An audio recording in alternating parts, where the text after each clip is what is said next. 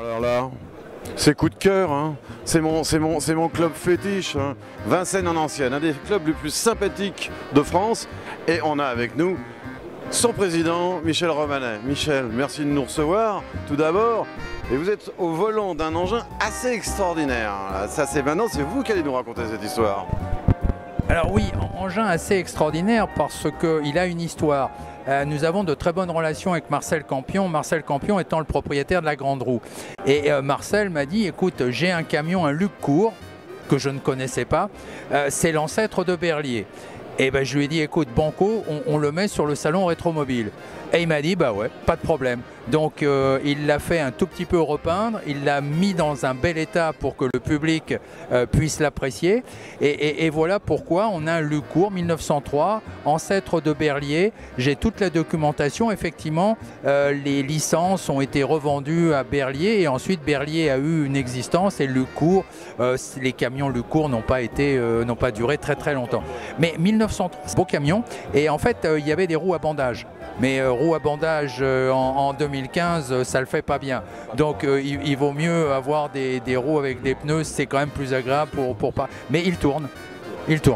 Et en plus il tourne. J'ai bien compris, c'était le père de Monsieur Campion qui avait acheté ce camion. Oui, exactement. Donc il est resté dans la famille. Il est toujours dans la même famille.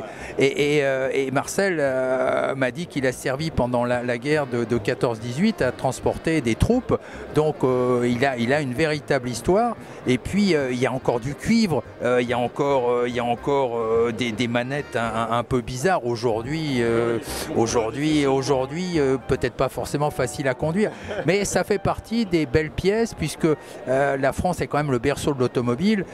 1903, il y avait déjà donc des camions, il y avait déjà des outils qui ont préfiguré la fin du XXe siècle et le début du XXIe, où maintenant les voitures ont peut-être un peu moins d'odeur et un peu moins de saveur. Mais vous le couperez à l'enregistrement. Non, on ne coupe rien. On est comme chez Ardisson, on ne coupe rien. Donc je reviens sérieusement. L'année 2015, l'actualité du club. Alors l'actualité du club, le club a 1200 adhérents, voire un tout petit peu plus.